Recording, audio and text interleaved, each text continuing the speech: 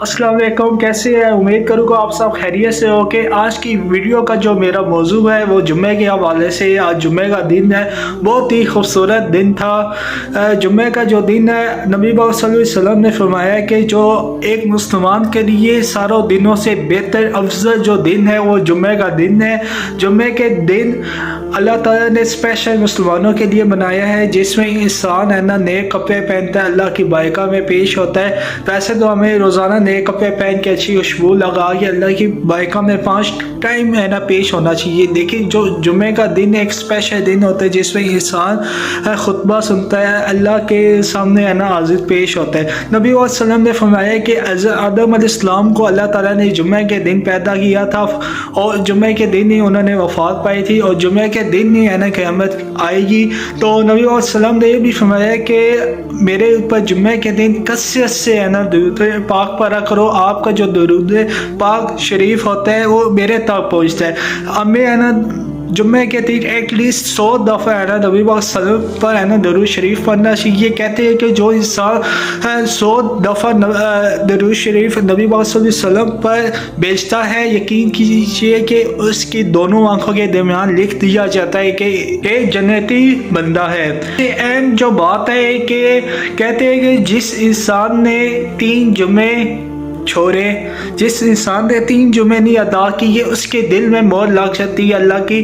कुरान पाक में आता है जिस इंसान ने 3 जुम्मे छोड़े उसके दिल और कान में मोहर लग जाती है। इस बात का मतलब यह है कि जो इंसान 3 जुम्मे छोड़ देता है, तो इसका मतलब यह है कि उसके ऊपर किसी किस्म की है ना कोई भी बात असर नहीं करती। आप उसके सामने जितना मर्जी है ना इस्लाम दीन का लेक्चर दे दो, उसको है ना सुनाई नहीं देगा। सुनाई देगा तो बहरा हो जाएगा, मतलब उसको है ना उसकी सेंस ही नहीं काम करेगी, वो है ना इस चीज़ को है ना पिक अप कर सके।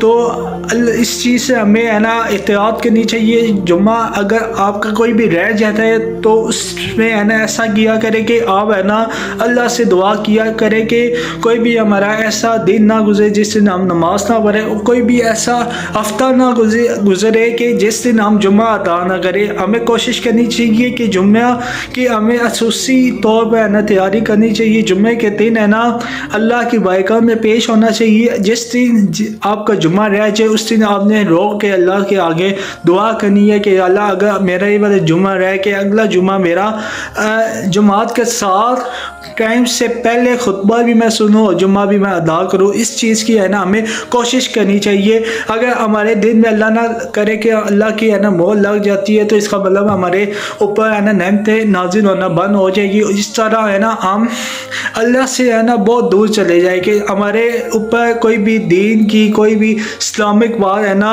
असर अंदाज नहीं करेगी। एक और चीज़ है कि जब ये है ना नमाज का टाइम होता है कि एक हर इंसान के अंदर एक नी है ना कैफियत पैदा हो जाती है, जिसमें अगर वो कोई काम कर रहा है उसको है ना उस चीज़ में मज़ा आने लग जाता है। मज़ा ऐसे आता है कि शैतान जो होता है वो इस चीज़ पर है ना उसे मगन कर देता है कि ये इंसान है ना नमाज की तरफ ना जाए, ये है ना काम करे। अगर रात का टाइम होता है हमें है ना अक्सर है ना फजर के टाइम या इशा के टाइम या तो हम बहुत सुस्त हो जाते हैं या हम सो जाते हैं।